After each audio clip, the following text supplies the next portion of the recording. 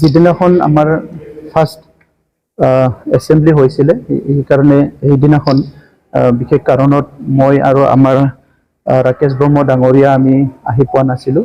তো আজি আমি আহি আমাৰ স্পিকাৰ ডাঙৰীয়াৰ ওচৰত আমাৰ শপত গ্ৰহণটো আমি অলপ আগতে গ্ৰহণ কৰিলোঁ আৰু একেলগে আমাৰ বিজেপি তৰফৰ পৰা ৰেখা বাইদেউ শপত গ্ৰহণ কৰিছে আজি।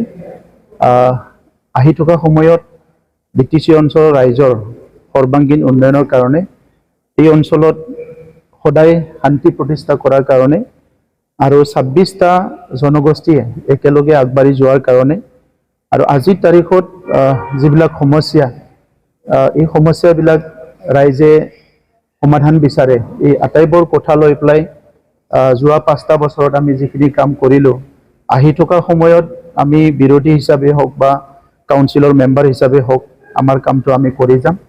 আমি বিচাৰিম এটা হেল্ডি ডেমক্ৰেসি ট্ৰান্সপাৰেণ্ট একাউণ্টেবল সদায় এটা চৰকাৰ আমি বিচাৰিম আৰু সেইকাৰণে আমি কাম কৰি যাম। আৰু আজি আমাৰ যি 7জন আমাৰ MCLA জিকিছিলে UPPLৰ আমি 7জনৰ আমাৰ 2জনক লৈ শপত গ্ৰহণ কৰা কমপ্লিট হ'ল আৰু যেতিয়া এছেম্বলি হয় আমাৰ তৰফৰ পৰা যিখিনি আমাৰ দায়িত্ব বা আমাৰ যিখিনি ৰোল সেইখিনি আমি পালন কৰি যাম।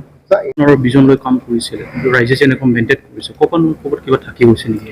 চব পলিটিক্সটো ডেমক্ৰেচিত বিভিন্ন কাৰণত উত্থান পতনবিলাক হয় আৰু যিটো মেণ্ডেট এইটোতো আমি অলৰেডি একচেপ্ট কৰিছোঁ আৰু আমাৰ মাজত আমি নিজৰ মাজত এটা ইন্ট্ৰস্পেকশ্যন বা পৰ্যালোচনা বা ব্ৰেইন ষ্ট্ৰমিং আমাৰ চলি আছে যে ক'ত ভুল হ'ল ক'ত ভাল হ'ল আৰু যিখিনি মিছন ভিজন লৈ কাম কৰিছোঁ এইটো ফাউণ্ডেশ্যন লেভেল আছিলে। গতিকে ইয়াৰ যিটো ইম্পেক্ট সেইটো অলপ টাইম লাগিব। আমি শিক্ষাৰ কাৰণে কাম কৰিছোঁ, ভূমিৰ কাৰণে কাম কৰিছোঁ, হেল্থৰ কাৰণে কাম কৰিছোঁ, যিখিনি আমি কাম কৰিছোঁ এই কামৰ যিটো ইম্পেক্ট সেইটো আহিবলৈ লাহে লাহে অলপ টাইম লাগিব আৰু আমি ফাউণ্ডেশ্যনখিনি কৰিলোঁ যে ডেভেলপমেণ্টটো এটা ডাইৰেকশ্যনত যাব লাগে, শান্তিটো এটা ডাইৰেকশ্যনত লৈ যাব লাগে, সহবাসস্থান জাতি জনগোষ্ঠীৰ মাজত সন্মান সহকাৰে জীয়াই থকাৰ এটা পৰিৱেশ গঢ়িব লাগে।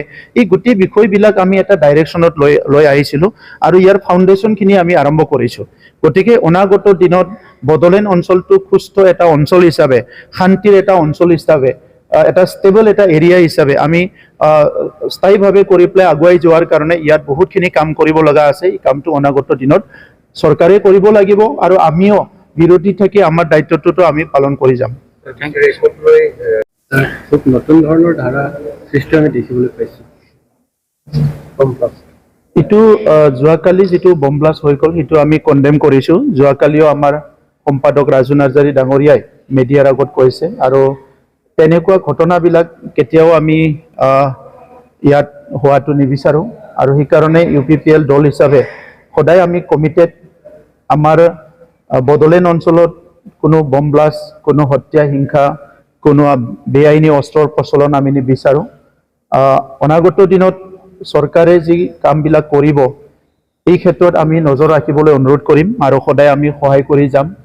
আমি আমাৰ দলৰ তৰফৰ পৰা ক'বলৈ বিচাৰোঁ তেনেকুৱা কোনো শক্তিয়ে যাতে সমাজখন অস্থিৰ কৰিবলৈ পুনৰ ওলাই নাহে, কাৰণ সমাজত শান্তি থাকিলেহে, ভাল পৰিৱেশ থাকিলেহে শিক্ষা দীক্ষা অৰ্থনীতি সামাজিক সাংস্কৃতিক সকলো দিশত আগবাঢ়ি যাব পাৰিব। কিন্তু সমাজখন যদি অস্থিৰ কৰিবলৈ কোনোবা চেষ্টা কৰে বা সমাজখন কোনোবা যদি অস্থিৰ কৰি ৰাখিব বিচাৰে এই ব্যক্তিবিলাকে, সেই শক্তিবিলাকে এই অঞ্চলৰ যিটো আজি যুৱতীসকল ছাত্ৰ ছাত্ৰীসকলৰ ভৱিষ্যত এইবিলাক তেখেতসকলে দায়িত্ব ল'ব লাগিব।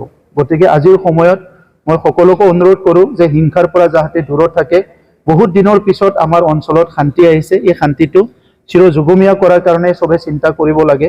কাৰোবাৰ কিবা কথা আছে গণতান্ত্ৰিকভাৱে কওক, চৰকাৰক মেমৰেণ্ডাম দিয়ক, ধৰ্ণা চৰ্ণা দি আছে তেনেকুৱা কৰি পেলাই কৰিব পাৰে, কিন্তু আজি পুনৰ বম ব্লাষ্ট, পুনৰ হত্যা হিংসা এইটো কোনো কাৰণত আমি আদৰণি জনাব নোৱাৰোঁ। এইটো সদায় আমি কণ্ডেম কৰি যাম।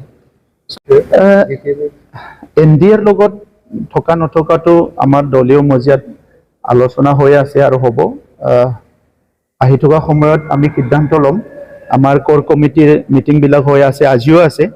তো ইলেকশ্যন হৈ গ'ল, খুব হাৰিডলি চব ডিচিশ্যন আমি ল'ব বিচৰা নাই, কিন্তু UPPL দল হিচাপে আমাৰ 40টা সমষ্টিত আৰু 445টা প্ৰাইমাৰী কমিটিত এতিয়াও চবে শক্তিশালী হিচাপে আছে চবে কাম কৰি আছে গতিকে অনাগত দিনত আমাৰ কামটো আমি কৰি যাম আজি এখন বিধানসভাত নিৰ্বাচন 26 আহি আছে কি আপোনালোকৰ কি কেনেকৈ বিধানসভাত আমাৰ দলৰ অংশগ্ৰহণ থাকিব সক্ৰিয় অংশগ্ৰহণ আৰু ইয়াৰ কাৰণে আমি আজি সিদ্ধান্ত একো লোৱা নাই কাৰণে মই ক'ব বিচৰা নাই মিডিয়াত আলোচনা কৰিম আমাৰ এমএলএ সকল আমাৰ এমচিএলএ সকল আমাৰ এমপি সকলো মিলি আমাৰ দলীয় নেতাসকলৰ মাজত আলোচনা চলি আছে আৰু হয়তো নৱেম্বৰ মাহৰ ফালে এটা সিদ্ধান্তত উপনীত হ'ব আৰু সেই হিচাপে আমি কাম কৰি যাম কালি বিটিআৰ একত 100% ইমপ্লিমেন্টেশন কৰিব লাগে ইয়াত কোনো কম্প্ৰমাইজ নাই কাৰণ এনডিপি কে আদি কৰি বিভিন্ন দল সংগঠন একেলগে লগ লাগি